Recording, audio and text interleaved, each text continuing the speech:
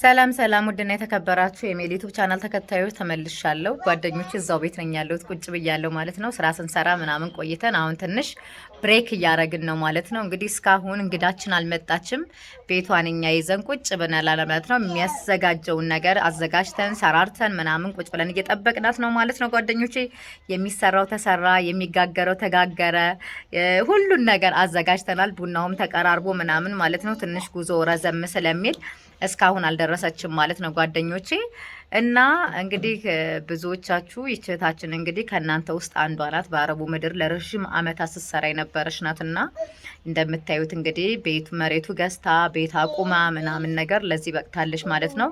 ከዛ በፊት ግን ያው ቤቱን እንዲቆም ያደረገውን መሬቱን ገዝቶ ቤቱ አቆሞ እሷ አሁን መጥታ እንድትገባበት ያደረጋት ያው ግራ ጎን ነው የሚባለው አይደለ? ግራ ጎን ነው የሚባለው አበባ ቀኝ እሷ ናት ግራ። አዎ ያው ነው ተይው፣ ያው ነው ግራ ቀኝ። እሱ መመስገን አለበት። ስንት ባለ ትዳራትን ከሆነው ስንት እየተበሉ ባሉበት ስንት እያለቀሱ ባሉበት ይሄ ሰው ግን ታማኝ ሆኖ መሬቱም ነው ይሄን ገደል የሆነ ቦታ ገዝቶ አስጎርዶላት ቤቱን እንደዚህ እንደምታዩት አስቆሞ ጅምሰን አሰርቶ መብራት አዘርግቶ ምን ያላረገላት ነገር አለ? ይሄን ሁሉ ነገር አድርጎ ለቤትሽ ነው እያለ ጨቅጭቆ መምጣት አትፈልግም ነበረ። በስንት ጭቅጭቅ ይሄው ለቤቷ ልትበቃ ነው ማለት ነው ጓደኞቼ። መጠታ እንግዲህ ደሴ ነው ያረፈችው። ከደሴ እንግዲህ ዛሬ ወደ ላሊበላ ልትገባ ነበረ። ረጅም ነው መሰለኝ ጉዞ አላቅም፣ ዘግይታብናለች። እኛም ሰራርተን ጨርሰናል። እንግዲህ ግቢውንም አጸዳድተናል ምናምን። አሁን የቤቱን እስኪ ዝግጅት እናሳያችሁ፣ የሰራራነውን ነገር ላሳያችሁ ማለት ነው ጓደኞቼ። ቡናውን ምኑም ቀርም በመጀመሪያ እዩት፣ አካባቢውን እዩት። ያው ራሷ ከመጣች በኋላ አጥሯንም ምናምን ከዚህ በኋላ የጎደለውን ራሷ ታዘጋጃለች ማለት ነው። ሴት ልጅ ቤት ውስጥ ስትገባ ነው ሁሉም ነገር ሙሉ የሚሆነው። ይሄ ገደል ነው እንግዲህ ተቆፍሮ ምን ተብሎ ምናምን ነገር የተሰራው እያያችሁ ነው አይደል? እና እንደዚህ አይነት ሰው በጣም መበረታታት አለበት። የሁላችሁ ቤቱ እንዴት እንደተሰራ ተመልከቱ። በጣም በሚያምር ሁኔታ ነው። ከዚህ በፊትም ቪዲዮ ሰርቼላችኋለሁ። ይሄም አሁን ጅምሰን ቦርድ ይሰራልኝ። ጅምሰን ቦርድ በሚሰራ ሰዓት ሞር ደግሞ ቆንጆ ሆኖ ይሰራል ማለት ነው። አሁን እንግዲህ እንደምታዩት እዚህ ጋር ስንሰራ ቆይተን ምናምን ነገር አሁን እንግዲህ ቤቱን አዘጋጅተናል። እስኪ ወደ ቤት እንግባ። ቤት ለምቦሳ እያለን እንግባ። ያው እሷ ባትመጣም እንግዲህ ይኸውላችሁ ጭማ በደንብ አድርገን ጎዝጉዘናልኝ። እዚህ ጋር ቡናውን ዘረጋግተናል እንደምታዩት ይኸውላችሁ። ይሄውና ሶፋውን በጣም ቦታውን አግኝቷል። በጣም ቆንጆ ሆኗልኝ። እንግዲህ ከኔና እንዴት እህቴ ያዘጋጀንላትን አቀባበል በዚህ ሁኔታ ተዘጋጅተናል ማለት ነው። እንደምታዩት እንግዲህ ቤቱ በደንብ እስኪ መብራቱን ላብራው በደንብ አይ ቲንክ ከዚህ በላይ ይበራል አይደል? ይኸውላችሁ መብራቱን ተመልከቱ። መብራቱ ይሄውና በጣም ደስ ይላል። የሰራው ቦርድ በጣም ቆንጆ ነው። ፍሪጅም እዚህ ጋር ገዝታለች እንደምታዩት አዲስ ፍሪጅ ነው። ሶፋውም እንደምታዩት ቆንጆ ነው። እንግዲህ እዚህ ጋር እንደምታዩት ይሄውና ሰራርተን ጨርሰናል። እስኪ እንግዲህ ስንት አይነት እንደሆነ እንየው። ይሄው እዚህ ጋር ሰላጣ ሰርተናል። ባዶ ቤት እዚህ ጋር ደግሞ ሽምብራ ክክ ወጥ ሰርተናል። እዚህ ጋር ደግሞ ቀይ ስር ሰርተናል። እዚህ ጋር ጎመን ሰርተናል። እንደዚህ አይነት ሰው ይስጠን ነው።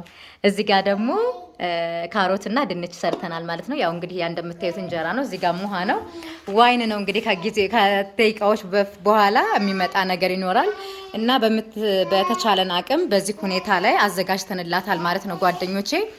እና ይኸውላችሁ እዚህም ሰርቪስ አለ ሌላ። ያው ይሄ ወደፊት ለሚመጡት ለልጆቹ ክፍል ነው፣ የልጆቹ ክፍል ተብሎ የተሰራው ማለት ነው። እና ያው የተባረከ ቤት ያርግላቸው፣ በሰላም በፍቅር የሚኖሩበት ቤት ይሆንላቸው። ሁላችሁም እንግዲህ ውድና የተከበራችሁ ጓደኞቼ እንዲሁም ደግሞ በአረቡ ምድር የምትኖሩ ጓደኞቼ ሁላችሁ ያብቃችሁ፣ ለሀገራችሁ ያብቃችሁ ጓደኞቼ። እስከ መቼ ስደት ጓደኞቼ፣ እስከ መቼ ተሰዳችሁ?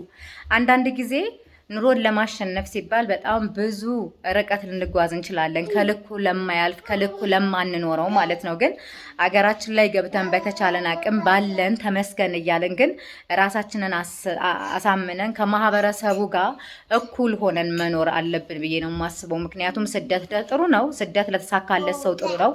ገንዘብ ያስገኛል፣ የተለያዩ ነገሮች እንድንለወጥ ያደርጋል። ነገር ግን ደግሞ እዛ ጋር ገንዘብ ፍለጋ በምንቀመጥ ሰዓት ወይም ደግሞ ጊዜ በምንጨምር ሰዓት እድሜ አለ ምን አለ ቤተሰብ ሊለይን ይችላል። በሞት መቼም በማንመልሰው በሞትም ልናጣቸው እንችላለን ከመራራቃችን የተነሳና በተቻላችሁ አቅም ጓደኞቼ እናንተም ለዚህ ማድረግ ያብቃችሁ። እንግዲህ እህቴ በጣም አላቅም እየጠበቅናት ነበረ፣ ቆየችቤ በጣም እንግዲህ ስትመጣ ደግሞ ሀለው እንኳን ደህና መጣሽ እንላታለን ማለት ነው ጓደኞቼ። የዛሬ ቆይታዬ እንግዲህ ይሄን ይመስላልኝ። እስኪ ስትመጣ ደግሞ ያለውን ነገር አሳያችኋለሁ ማለት ነው ጓደኞቼ። እና ሌላው ደግሞ እስኪ የምኝታ ቤቱን ላሳያችሁ። ምኝታ ቤቱ እናንዬ እንዳትወርቅብኝ አባቴ። እስኪ የምኝታ ቤቱ ቁም ሳጥንና አልጋ የተገዛለ፣ ግን ከየት እንደገዛችሁ ገና እስካሁን አልታወቀም። ያው ይሄ እንደ ነገሩ አንሶላ ተደርጎ ነው እንጂ ቆንጆ አልጋ ነው። ያው ሸፍኖታል፣ በደንብ አይታይም። ቆንጆ ሜትር ከ50 አልጋ ነው። እዚህ ጋር ደግሞ የሚታየኝ ቁም ሳጥን ነው። ይኸውላችሁ ይሄ ሁለቱ እዚህ ላሊበላ ይታዘዝ ከደሴ አስጭና ተላከው ገና አልታወቀም። እስኪ ስትመጣ ጠይቃታለሁ ማለት ነው ጓደኞቼ። ይሄ እንግዲህ የምኝታ ቤቷ ነው። ብዙ የሚጎለው ነገር አለ። እዚህ ጋር መጋረጃ ይጎለዋል ምናምን። ይሄ ደግሞ ገና ነው። የሽንት ቤት ነው። ይሄ ደግሞ ባኞ ቤት። እስኪ ይሄ ደግሞ እስኪ ሊያው ይሄ ገና አልተዘጋጀም። ነገር ግን ጎበዝ ናት። በቃ ሁሉን ነገር አስተካክላለች። የጎደላትን ደግሞ ራሷ በምትመጣ ሰዓት ራሷ ታዘጋጃለች ማለት ነው ጓደኞቼ። እወዳችኋለሁ።